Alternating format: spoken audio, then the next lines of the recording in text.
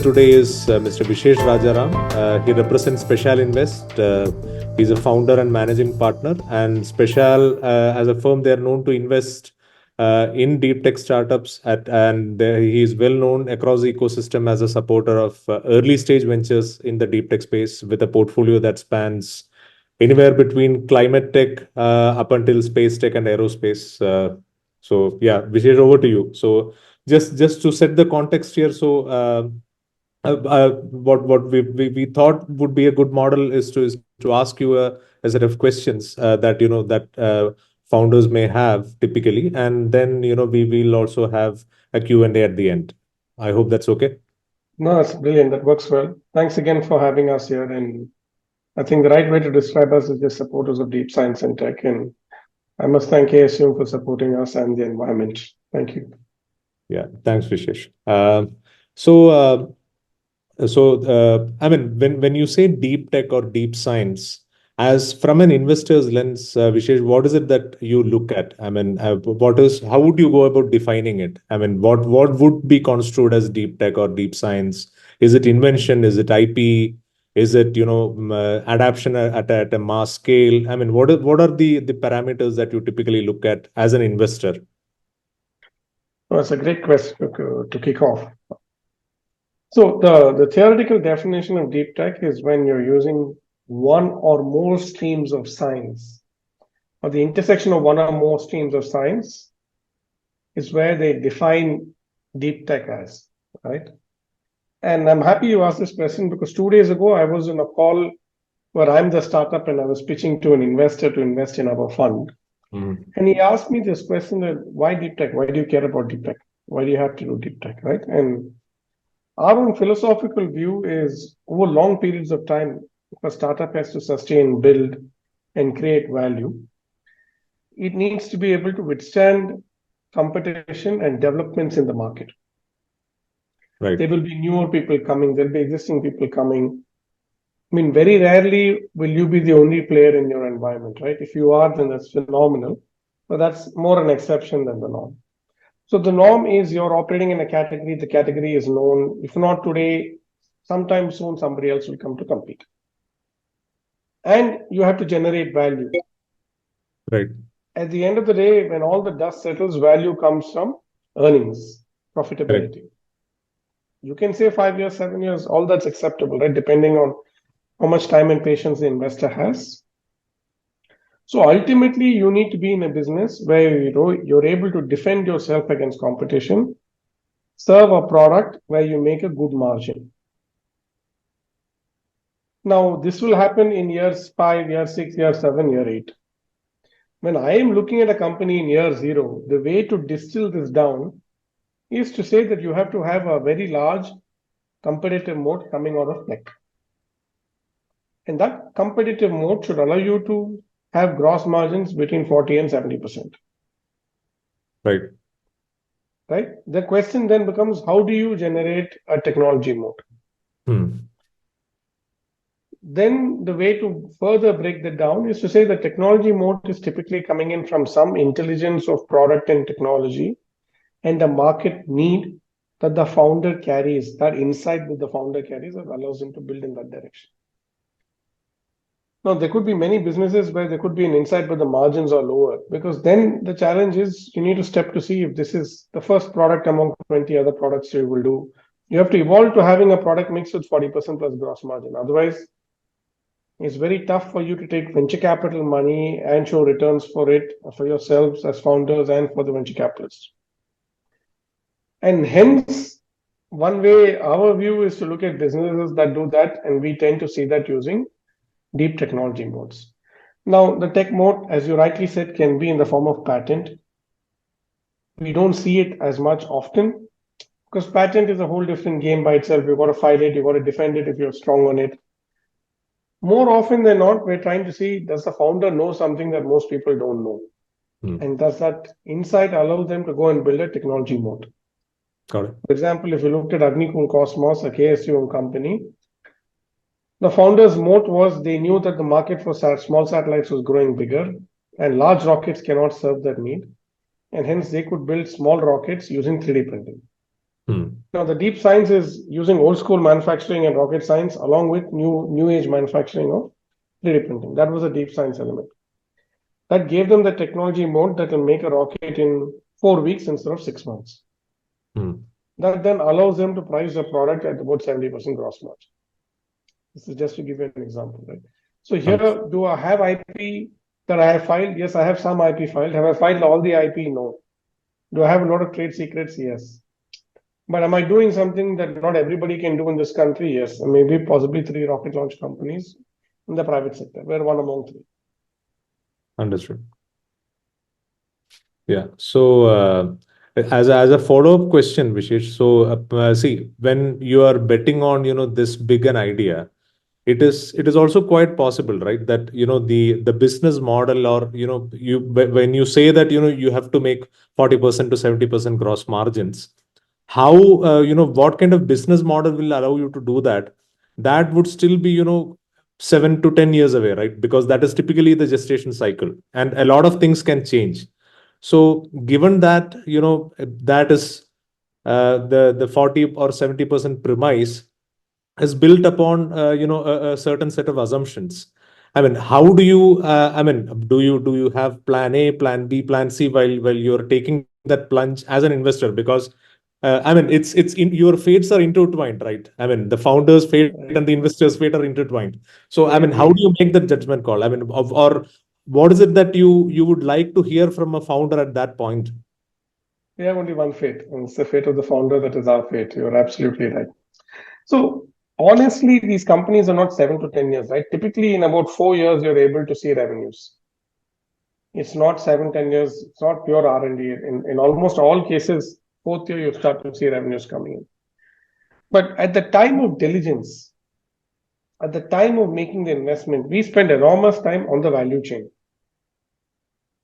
and try and understand how the value chain operates, how painful the need is, and how quickly we can get there. That's a very important element in making an investment decision. Because the value chain, Karthik, allows you to also get a good guesstimate on the timing for the tech. See, a lot of the times we may come up with something that nobody in the market knows they need. For example, quantum computing, right? Today, half of the Indian enterprises don't know where they'll use quantum computing. So if I have a quantum computer sitting in my office, it means nothing because the market is not ready. So an important element to do as part of building your tech is to spend enough time on value chain, 2 steps up, 2 steps down, which means vendor up, customer down, to see how they behave. And ideally, we'd like to operate in customer down no more, because if I'm 5 levels from the final customer, then every change of the customer will affect my value chain very non-linearly. So we spend enormous time to try and make sure that these assumptions, at the end of the day, you're absolutely right, they are assumptions. But there are some tight assumptions made based on real conversations with the value chain in the industry that they're operating.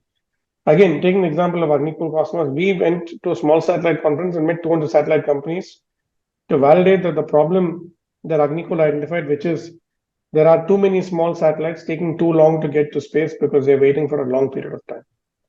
That validation was something that we went on the ground and spoke to micro people on the ground to get. But at the end of the day, it's only plan X that works. Plan A never works. Right? And hence, that reality we all accept. And hence, to answer your question, what I look at in the founder is the agility to read the leaves of the market and adapt.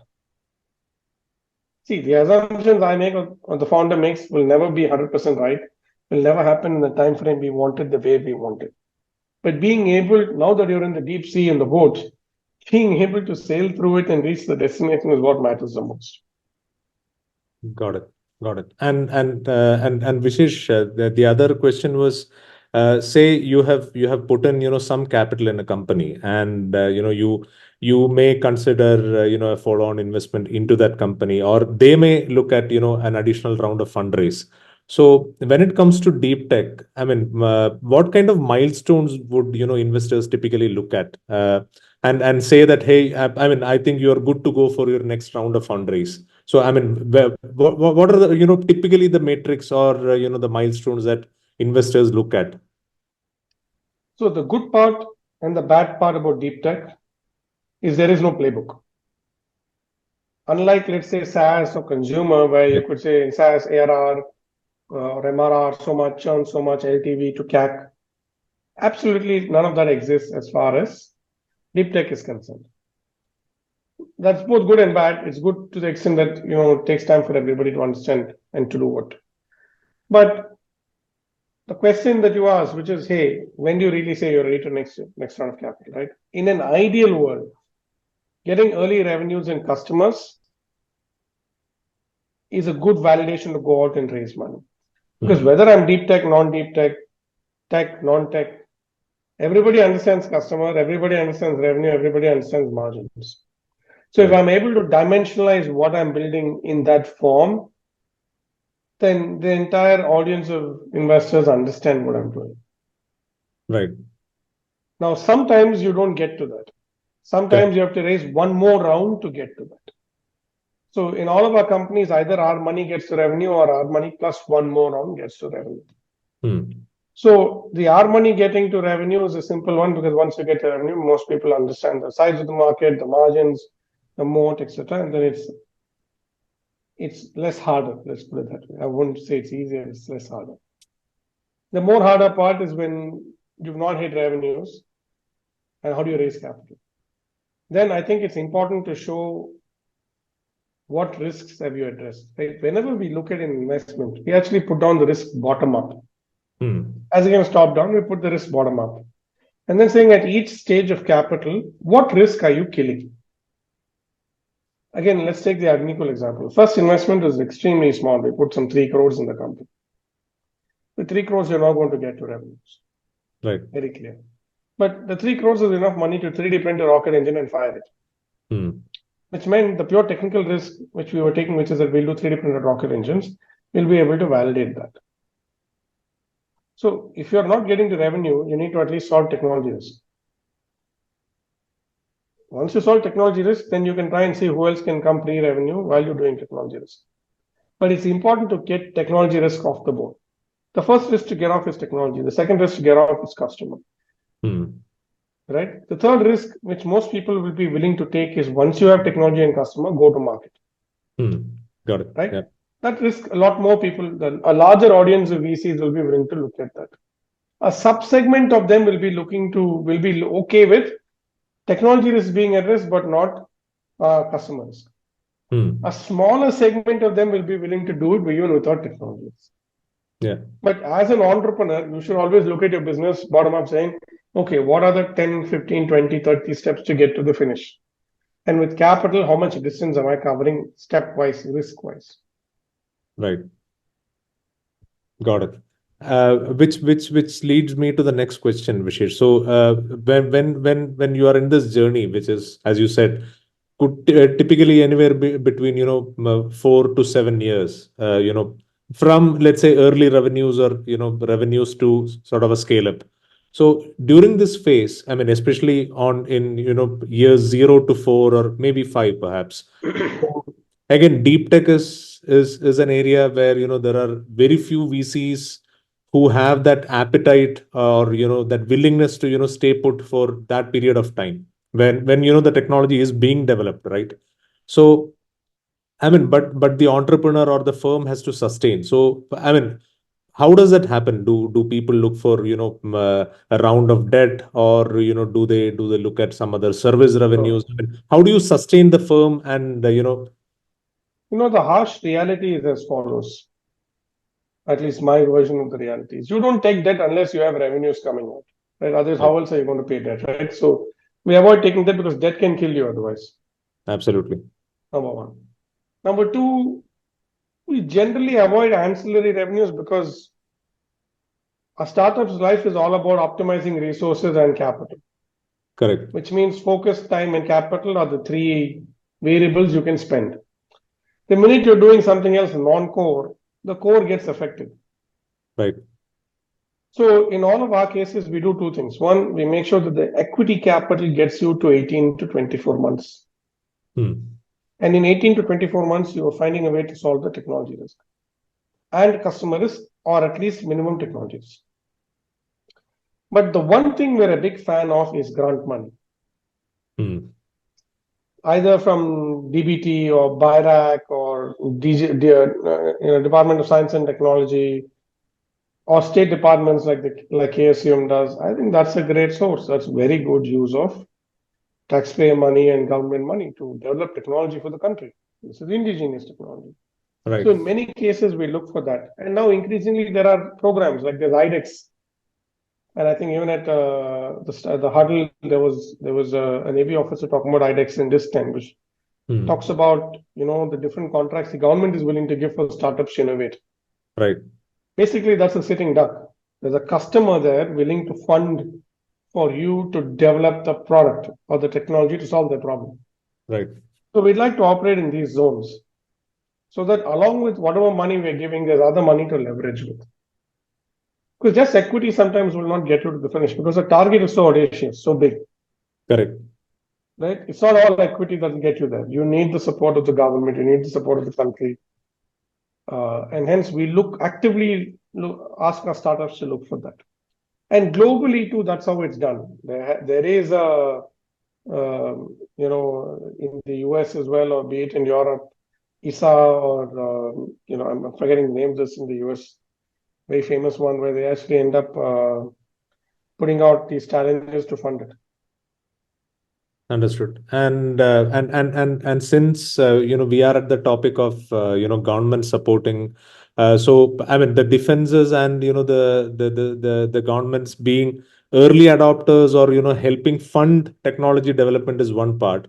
But beyond that, since the recent the policy also came out for the deep tech startup policy, any specific elements, Vishesh? I mean, this is I would also take action elements, on KCM side.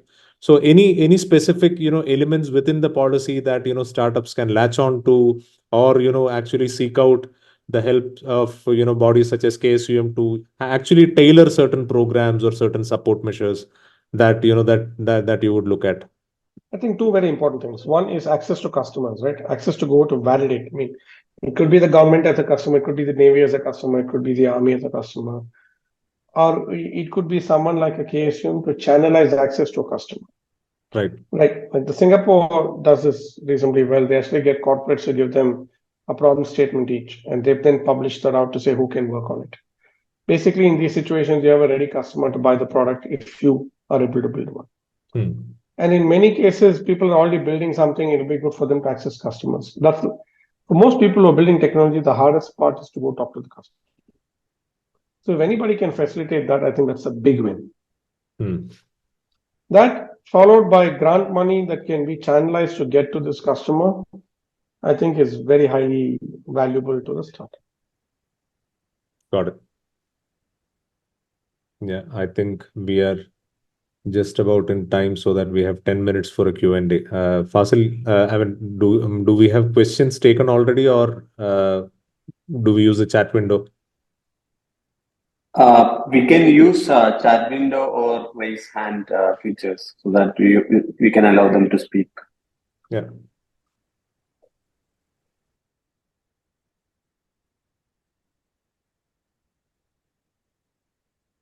I think there are 23 odd people who are in attendance.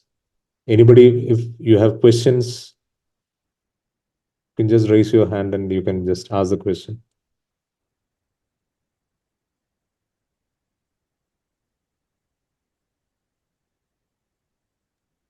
It seems the chat disabled, so we can. I was worried. Either we were super clear or super unclear. Hi, my name is Nitin. Hey, hi, Nitin. Yes. So I had a question about follow-on funds for startups in India when they work on deep tech domain. So I think in US, if you start the company, like for an entrepreneur, there's this case where you build it in India or in the US. But in US, if you build a deep tech company, the first fund is easy to get, and even the follow-on funds are also not that hard. But when you think of the context of India, what is your take on that, Vishesh? So we've been particularly doing deep tech for the last 7 years, right? And this Yes. question has been something that everybody's been pondering us with, etc. So I actually said, man, we have to find a way. Are we really at a disadvantage when compared to the rest of the world? So I went and spoke to Japanese investors, I spoke to Singaporean VCs, and I spoke to the US VCs as well. So this whole misnomer that follow-on capital is easy in North America or Japan or Singapore doesn't exist. The Okay. good news is it's a struggle in India and it's a struggle in Japan, it's a struggle in Singapore, it's a struggle in North America. Understood. The struggle is because most people don't know whether you've solved the customer risk or not, and the technology risk, right? So if you've solved technology and customer risk, then the audience pool of VCs to whom you may look attractive expands that much more. Understood. Thank you.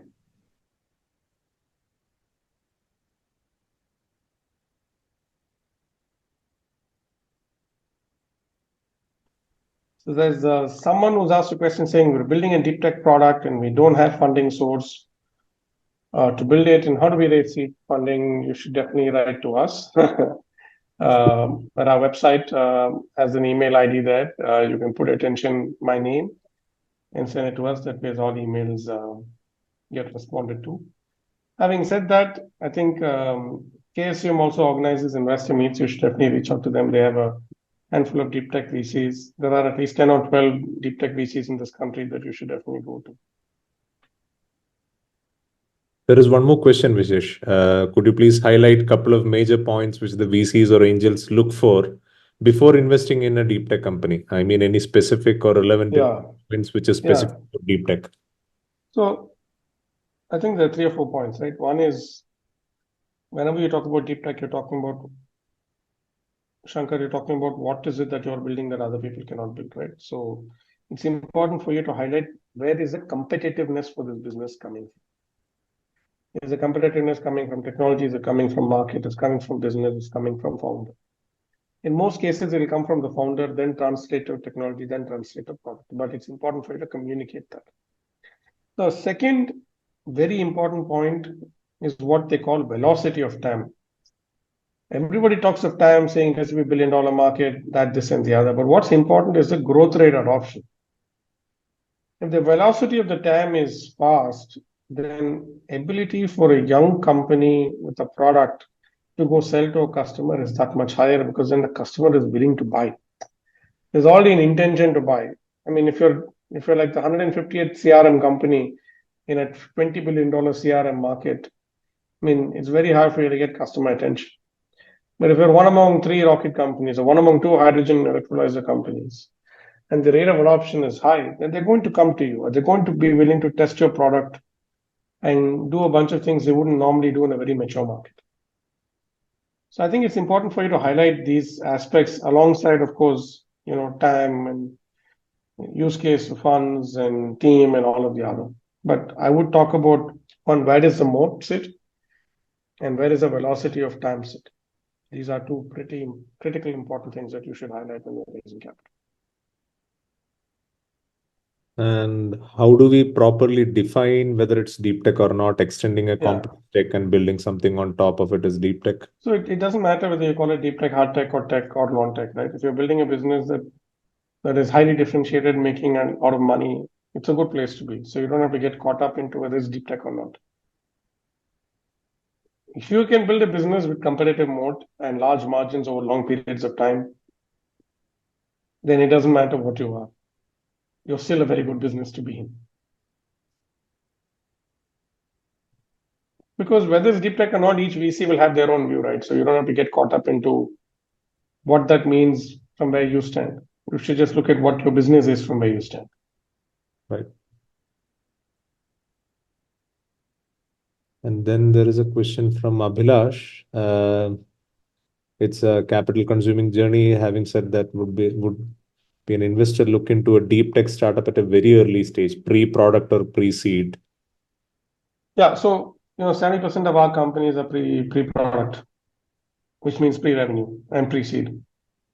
And like I said, there are at least 3 or 4 VCs like ourselves trying to do this in various shapes and forms. This deep tech, by definition, is capital consuming is actually a myth. It's not true. There's a lot of overseas data. Of course, India's market still early. Overseas data that shows that deep tech is actually not as capital intensive as people think it is. Okay, of course, you have to compare that to the Swiggies of the world and the Flipkarts of the world that do end up taking large amounts of money to grow. Compared to all of that, Agnico will raise $15 million to build the first rocket. That's nothing compared to some of these companies burning $50 million a month. Yeah, at least it is not going towards customer acquisition, right? I mean, you are using that capital to develop technology. So yeah. Yeah, I think Rifat has a question. Rifat.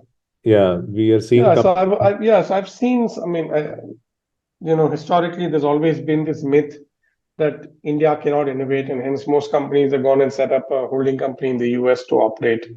And yes, by that virtue, some of them have got DoD contracts from the US. I'm aware of it, but I can speak for ourselves. All of our space tech companies are India domiciled, and there's a large opportunity sitting to do out of India. So I don't think you have to be in the US. Of course, it's an option one has, and it's a choice one makes. In our company's cases, they made the choice to build out of India for the world.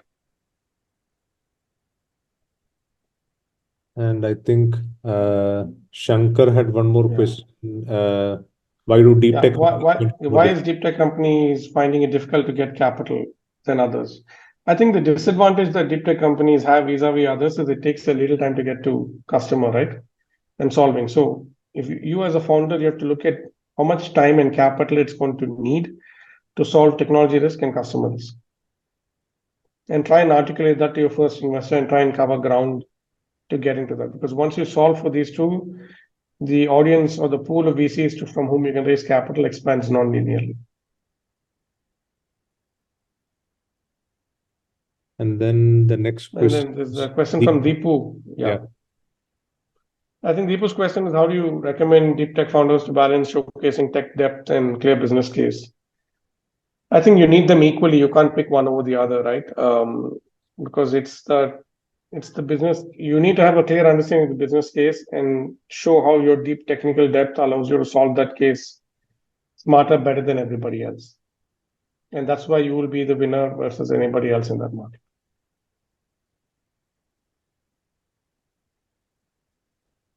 How do I pitch my product, which is in beta stage now, to you, Vishesh? You write an email to us, send us your presentation. We'll take a look and we'll come back to you. Like I said, many of our companies don't even have product when we invest. The beta stage is definitely acceptable. Please share contact to get the pitch. So I'm able to type it here, so I can write my email ID.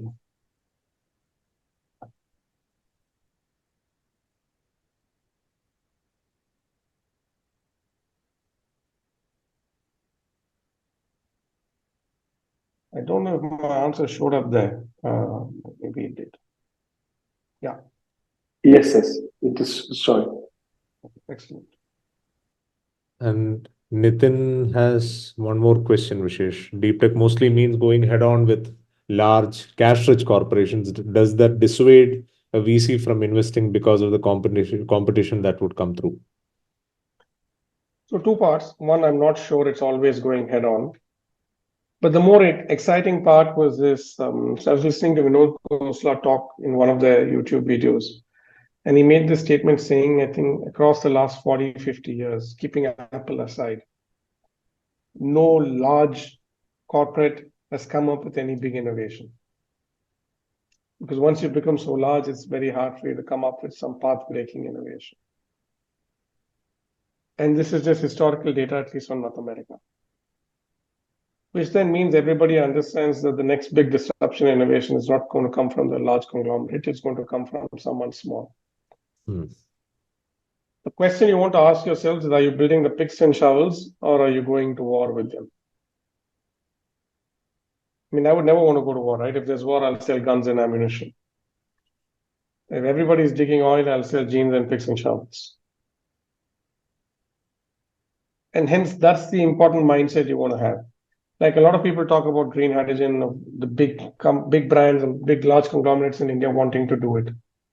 They want to produce green hydrogen. So if you can be an enabler to that, if you can sell the ingredients that go into producing it, you have a big business to ride on. So you can go head on. The question is, how head on are you going?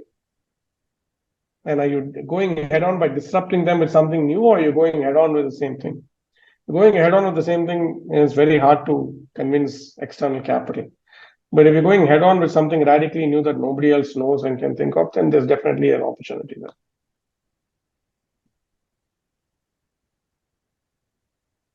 Got it. Lovely. Yeah. I think we'll wait a couple more minutes if we have, just to check if we have any further questions.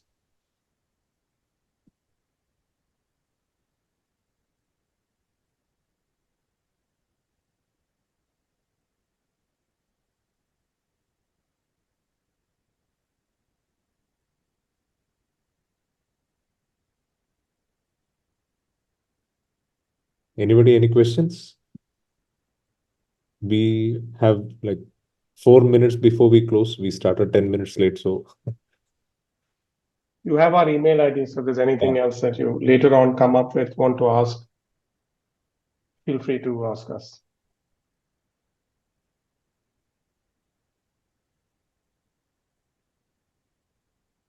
Fasil, anything you have received from the audience, from people who are registering for this, that we can ask Vishesh? No, I haven't received, but I have a personal question. Vishesh, what is your advice? Companies, deep tech, very early deep tech startups who are looking for fundraise. What is your 2, 3 pointed advice you can provide with your vast experience of investing and working with a lot of deep tech companies in India and US? Okay. You have to start thinking like how the investor thinks, right? I mean, they always famously say, put yourself in the customer's shoes. The investor is thinking how to underwrite this risk. The investor wants to know at what point of time are you solving technology risk?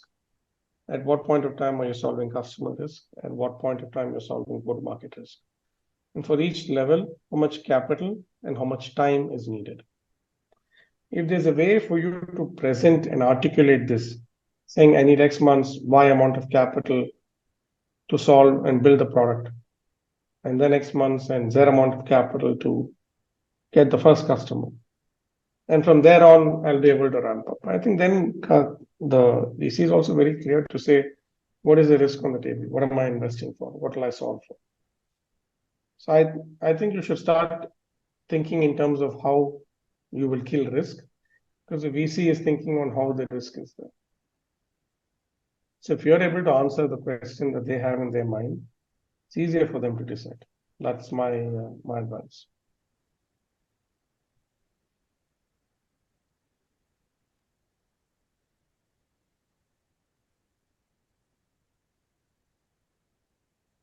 Okay. All right. So once again, thank you, Vishesh. Thank you so much for spending this time, and apologize for that technical glitch at the beginning. No problem at all. So and we will keep doing more of these sessions with with you, so that I'm the happy to be around. budding hardware and deep tech community stands to benefit from your experience. And No, it's mutual. There are lots of important questions that have come that makes us also think. yeah, The learning is always a two-way street. Thank right. you. Thank you Thanks so much. Thank you, everybody. much. Wishing you a happy new year ahead, and thanks again. Happy New Year. Yeah. Thank you, Vishesh. Thank you.